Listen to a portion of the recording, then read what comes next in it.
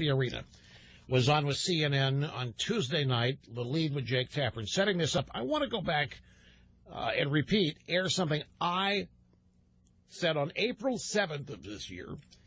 Think of it as advice for the Republican presidential candidates. The ultimate reality is that every Republican in the primary has a common enemy, and it's Hillary Clinton. All 14, 15, or 16 of them simply make it an objective to begin the campaign against Hillary Clinton during the Republican primary and not wait until after the primary. I think the sooner these candidates on the Republican side get in gear and start running against the Democrat Party, even in the primaries, and running against Hillary, the greater opportunity they're going to have to explain themselves in the process, the greater opportunity they're going to have to attract interest in themselves, the greater opportunity they're going to have to define themselves is by also defining and drawing the contrast with the differences they have with Hillary Clinton and everybody in the Democrat Party. To me, it's a no-brainer. That was back in April, and the reason for the advice, I was saying, don't start beating yourselves up, because the way these heavily populated Republican primaries work is they end up producing a moderate rhino nominee, because all the conservatives end up whacking each other out of the race. That's what happened in primaries. They start attacking each other, split the conservative money, donations, split the conservative votes in all these primaries.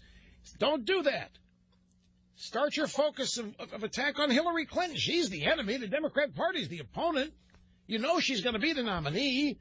Hit her. Start now. It's a great way to explain who you are, in fact, by contrasting yours. This is my advice, okay?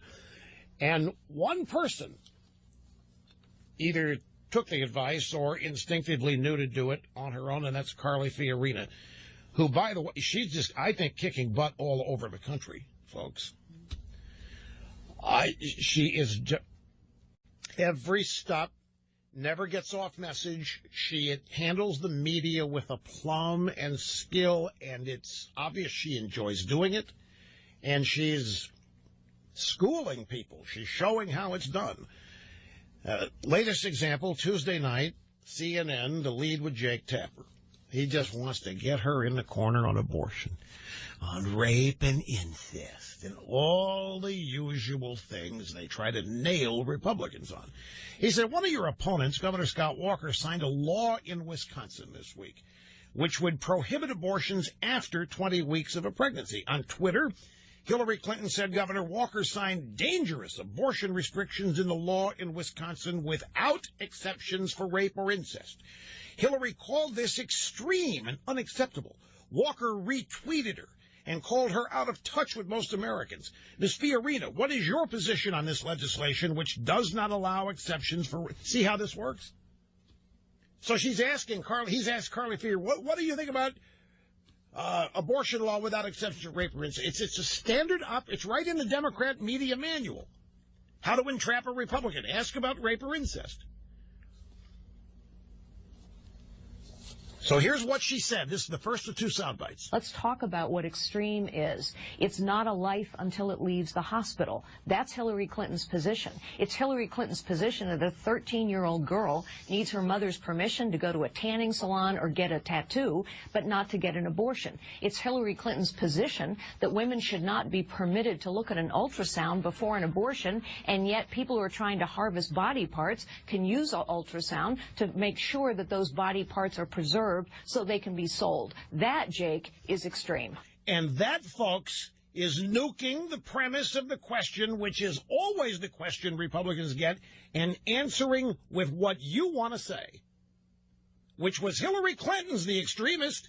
Hillary Clinton's the one that's dangerous. Hillary Clinton's the one that believes that a baby isn't a baby till the mother decides to leave the hospital with it. Hillary Clinton's the one who thinks that a mother should have the right to tell her kid she can't get a tattoo, but not to not get an abortion. That's extreme, Jake. Tapper said, just to clarify, you think there should be a provision for rape or incest? She didn't say a word about it. Not once. He's not even responding to her answer.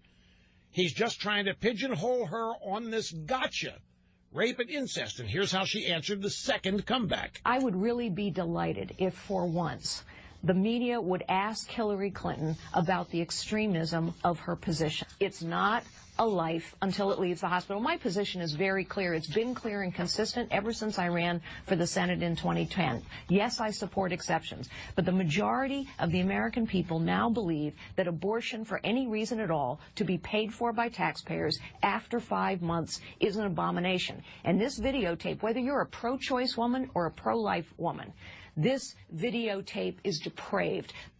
Okay, so who ends up looking bad when this is all over? Hillary Clinton. Exactly the objective. Exactly the reason I gave my advice. I'm not